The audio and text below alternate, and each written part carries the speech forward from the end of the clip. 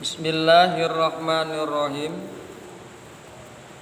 Assalamualaikum warahmatullahi wabarakatuh. Waalaikumsalam warahmatullahi wabarakatuh.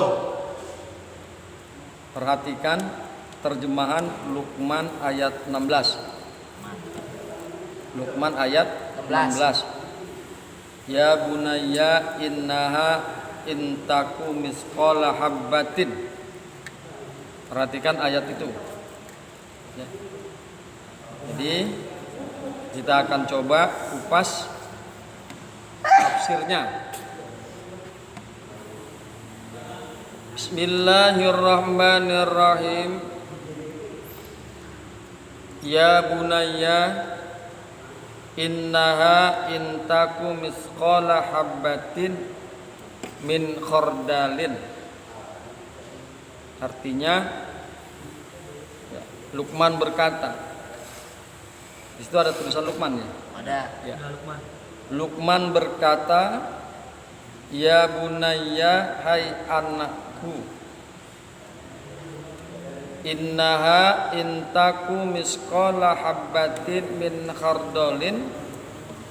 Sungguh jika ada sesuatu perbuatan seberat biji sawi, fatakun fi sakhratin au fis samawati au fil ardi ya'ti bihallahu. Sungguh jika ada sesuatu perbuatan seberat biji sawi dan berada dalam batu, fatakun fi sakhratin, maka berada dia fi sakhratin di dalam batu, au fis samawati,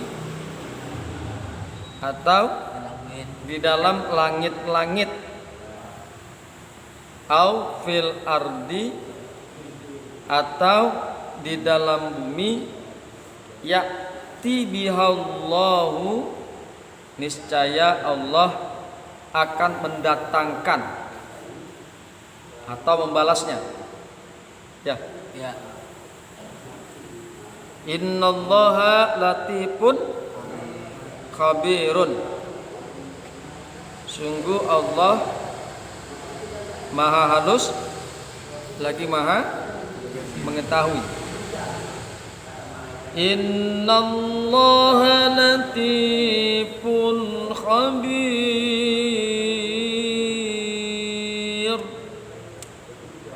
Sungguh Allah maha halus lagi maha mengetahui. Itulah kira-kira terjemahan daripada Luqman ayat yang ke-16. Perhatikan arti kata-kata mufradat. Mufradat itu adalah maksudnya arti kata per kata.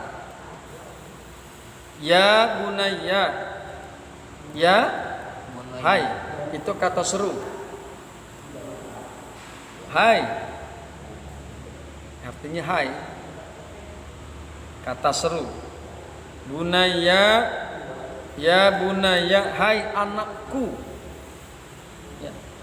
Bunayya berasal dari kata ibnun. Kata bunayya adalah isim tasghir ibnun, lalu diidofakan kepada ya mutakallim. Mana ya mutakallim? Ya bunayya, itu ya mutakallim. Mutakallim itu adalah orang yang berkata. Saya berkata, itu berarti orang ya itu adalah ya mutakallim. Saya ya mutakallim, aku ya mutakallim. Artinya mutakallim adalah orang yang berkata. Dia diidofakan kepada ya mutakallim yang berarti anakku sayang.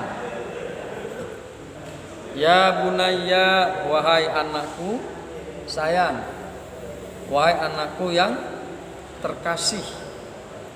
Itu kira-kira artinya itu seperti itu. Isim tasghir ada kalanya untuk menyatakan perasaan merendahkan, menganggap kecil, menghormati, dan menunjukkan perasaan sangat dekat. Jadi nanti kalau seandainya kita bertemu dengan ayat ya bunaya, itu memberikan indikasi bahwasanya orang tua tersebut dengan panggilan kasih sayang. Ya bunaya, wahai anakku. Ya. Kemudian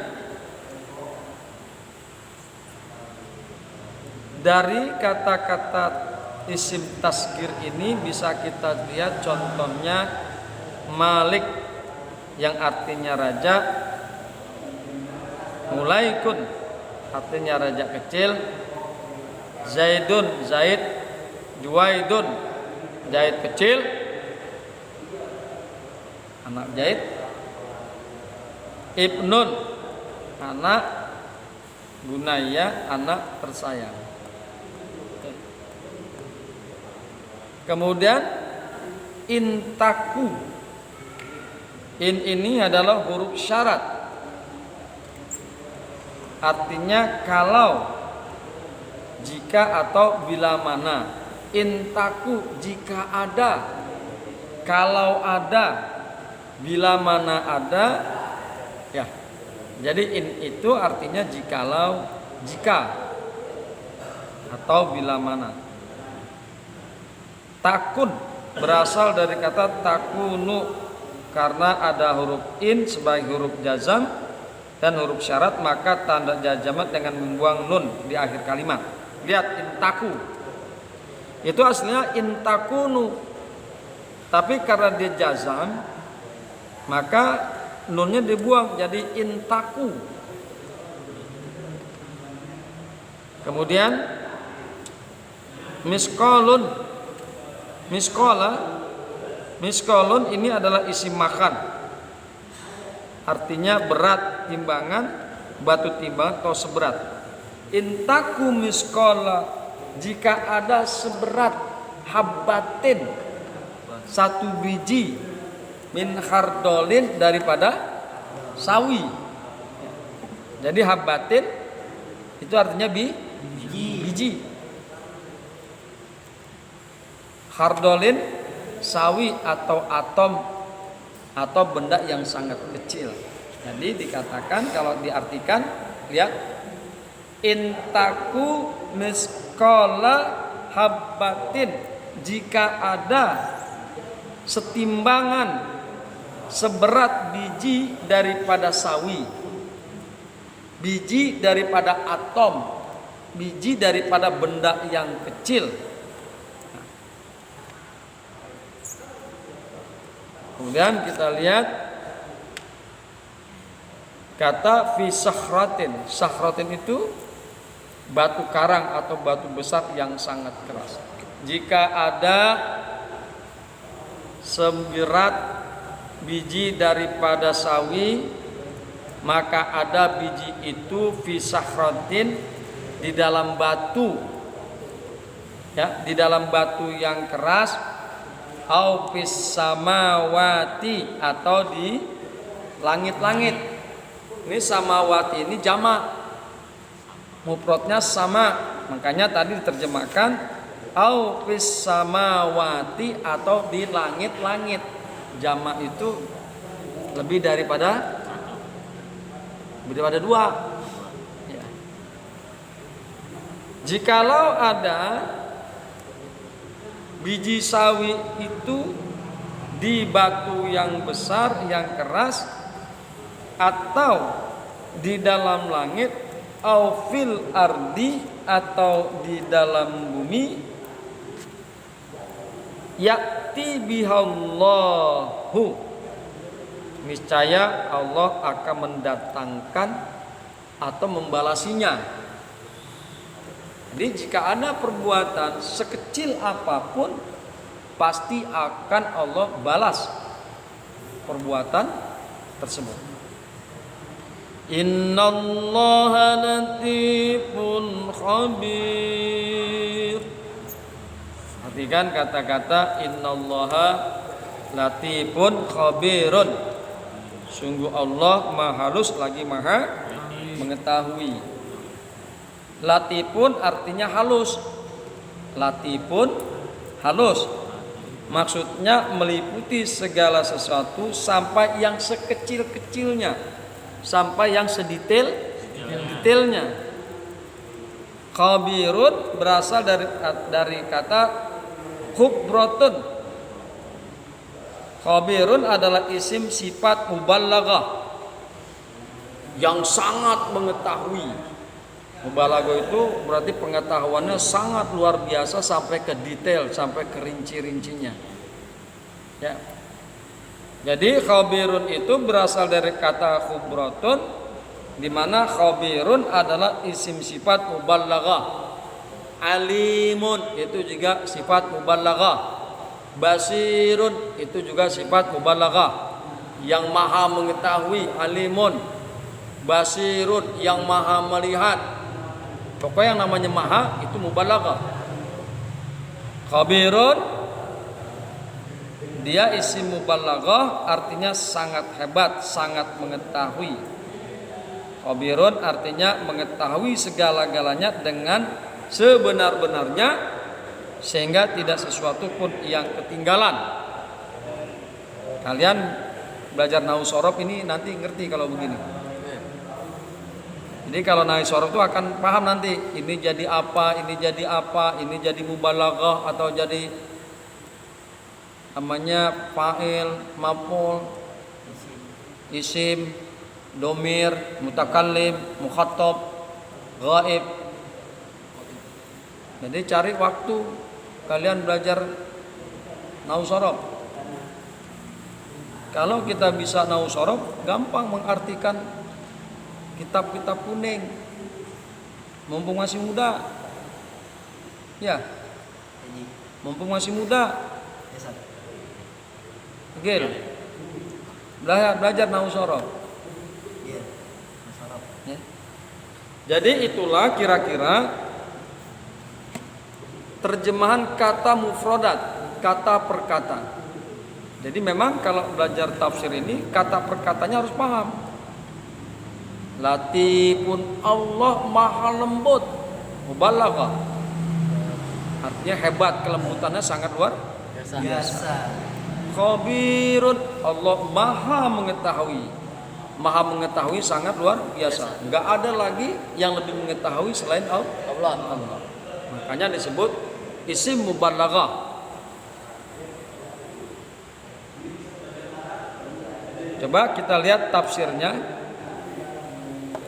Ayat ini menerangkan salah satu isi nasihat Luqman kepada anaknya. Ya bunayya wa isqala Luqman.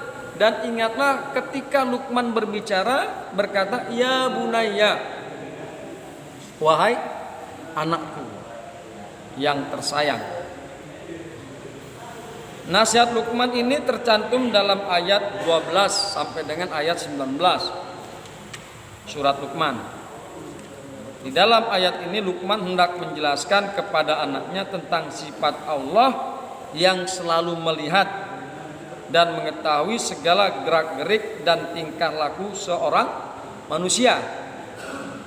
Innallaha latifun khabir. Sesungguhnya Allah maha lembut lagi maha mengetahui. Innallaha basirun khabir. Sesungguhnya Allah maha mengetahui. Sesungguhnya Allah maha melihat lagi maha mengetahui. Jadi di dalam ayat ini Luqman ingin menginformasikan kepada anaknya, wahai anakku, sesungguhnya Allah itu maha mengetahui, maha melihat atas segala tingkah laku manusia. Dalam usaha meyakinkan anaknya bahwa Allah selalu maha melihat dan maha mengetahui amal perbuatan seseorang manusia, Luqman memberikan gambaran bahwa sekalipun biji atom yang berada di dalam batu besar atau di atas langit atau di bawah perut bumi sekalipun, maka Allah selalu melihatnya dan mengetahui. Itu kan disebut intaku misqala habbatin, jika ada seberat biji min khordalin daripada sawi, fatakuna maka ada biji sawi tersebut fi sakhratin di dalam batu yang besar, au fi samawati atau di dalam langit, au fil ardi atau di dalam bumi, innallaha latifun khabir, sesungguhnya Allah Maha mengetahui. Jadi Luqman ingin memberikan gambaran kepada anaknya, sekecil apapun perbuatan, nggak ada yang tersembunyi dari Allah.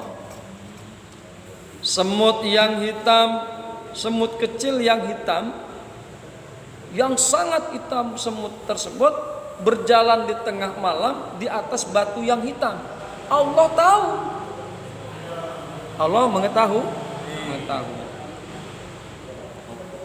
Untuk meyakini kebenaran nasihat Luqman kepada anaknya tentang sifat Allah yang selalu melihat dan mengetahui segala tingkah laku seseorang manusia sampai sekecil-kecilnya dan di tempat yang segelap-gelapnya. Pada zaman teknologi sekarang ini dapat dicontohkan dengan alat-alat elektronik, alat-alat telekomunikasi seperti satelit bumi, TV, sinar X yang dapat digunakan untuk merekam suara dan sebagainya. Itu hanya analogi.